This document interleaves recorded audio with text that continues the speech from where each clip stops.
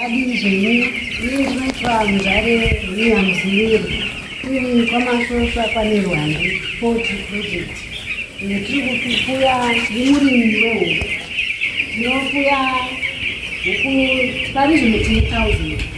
capacity yedanga ridi ine 5,000. Hazvinezvi tikudzidzira kuti patinozokwanisa kuzadza chibereko 5,000 tinge tadzidza zvakazara.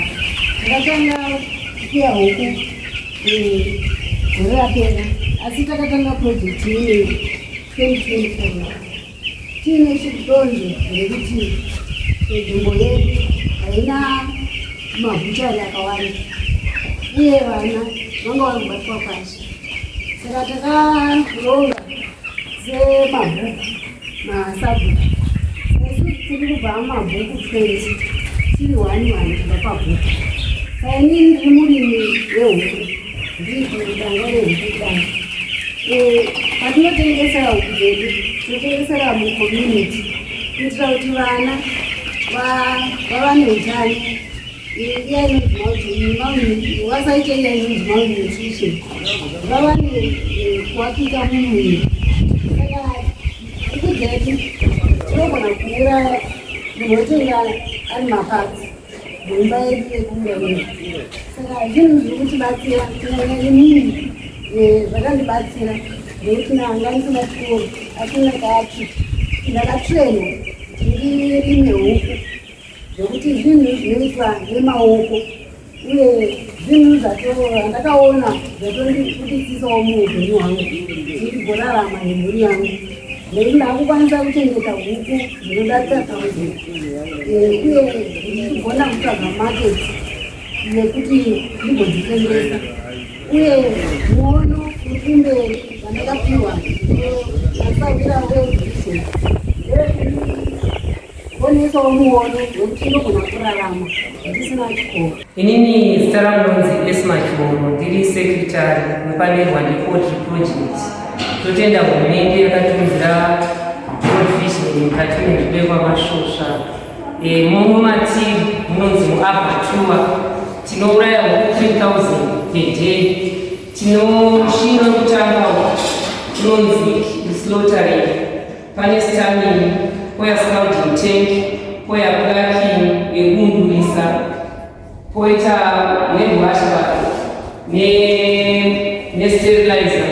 Sterilizer inoita kuti kana tichinge tauraya dzekuuraya magerms, imuchini chine mvura inobhoila, dzikange dzabva topinda second room munonzi evisceration nekubvisira zvemukati nezvakaita sematumbu, zvikanganwa hama, musoro nemutsipa ndoma zvinochengeterwa mumafriji edu kumberi. Toenda kumberi kunonzi kupacking, kumberi kwacho kune freezer. Zvese zvinoda kutenda hurumende. Upenyu hwedu tashanduka zvikuru kubva patakatanga takwanisa kuendesa vana vedu kuzvikoro, nevana vedu vakutanga vakwanisa kuwana mabasa, necommunity yakukwanisa kudya zvinhu zvine utano kutenga, nekuti mutengo wehuku dzedu wakachipa. Tine chitata chedu chinokwanisa, izvo tine 1,000 huku, chitata chedu chinokwanisa kusuplya 5,000 uye takapa maoutgrowers zvitata 11 kuitira kuti vagokwanisa kusuplya abatua imwe. Since ichiuraya 3,000 per day, chitata chedu chine 5,000. Zvinoreva kuti huku dzatinokwanisa kuchengeta dzinodhura within 2 days. Saka takabatsira kuti takapawo community kuti igokwanisa kuti ibatsira. Ende huku dzedu tinotengesera kuzvikoro mucommunity, saka ndo zvatinongotengana nazvo. Kumaslaughter service vanouyawo nehuku dzavo muno variko here? Ndanzwa kuti kuprimary kune dzimwe dziriko futi. Ya, maslaughter service tinotambira kuuraya huku yedu tinoita 40 cents kana iri kukwana, asi kana achisiyawo zvemukati zvinoenda notambisiya chii nechii tinotanga kuchaja. Kana achisiyawo matumbu oga isi 30 cents, achisiya musoro nechiropa zvikanganwa hama achienda nenzondora isi 10 cents. Ndozvatinongokwanisa kuita panapa patiri panelwa ndepotri project. Tiri kutokurudzira kuti vane huku dzavo uyai tifungai zvakachena zvakavhenekwa neutano. Inini ndaitwa Evelyn Madimbu Mashitwamu. Iyi ndokodhu yedu inokwana huku 3000. Tinosuplya maboarding schools kana ne 200 tinenge tauraya. Tisaplya zvemunharaunda, chicken cuts, offals. Zvese izvi tinosuplya. Saka zvinhu izvo zvakaitirwa neworld vision zvichibatana neIVENS. Saka tinozvitenda zvizhinji sekuti vana vedu vane nyore kuti munhu unodyawo nyama yaunokwanisa inoenderana nemari yauinayo. Saka zvakutirerukira mukurarama kweupenyu hwedu neutano hwevana vedu. Vana vedu vane utano nekuti vakudyawo nyama pese paunenge wakwanisira. Sekuti kana ndisingakwanise full chicken ndoendawo pakota, kana ndisingakwanise kota ndikuendawo kana half chicken, kana ndisingakwanise half chicken kana yedola chaiyo pano inowanikwa. Saka zvese zvinhu zvakangotinakira. Saka tinotenda chirongwa chakadaidzirwa ichochi.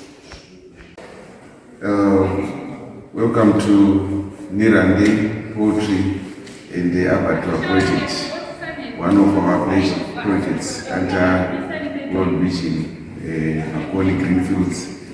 This complex, all this equipment is part of the abattoir that was constructed in partnership with government, in-line ministries, World Vision, and the community who also participated in construction of this whole complex. We also want to make mention of IVENS, who is a private partner, who is also assisting in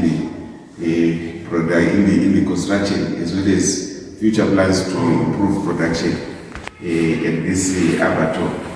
So the main objective of having this abattoir right in the rural areas in Nirwade is to improve nutrition around the communities. School children, they are also benefiting from the products, or it's a meat that comes out of their slaughters here. There is also this becomes a learning hub for children. We have a nearby school, nearby primary school, who also come to learn how to do production of broilers, and then the processing part. It also becomes a school learning hub for the community. And the community at large, they are benefiting from buying meat that this abattoir processes. They buy some of the products like the feeds, the heads, the legs, if everyone comes to slaughter. So the major purpose of this abattoir is to make sure that employment is also created in and around this place.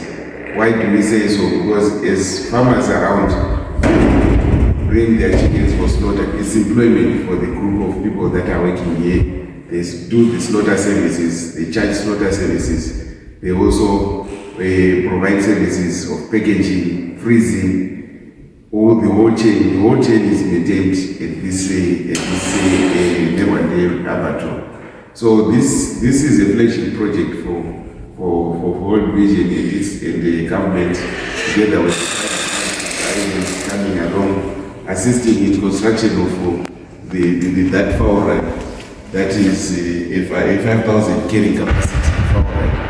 So we are so excited to have this project right here in Newade, as it is one of the projects that is contributing to the government's mantra of village-based units, village business units, which is one of the things that the government is trying to say. Employment and business creation should be right at the grassroots.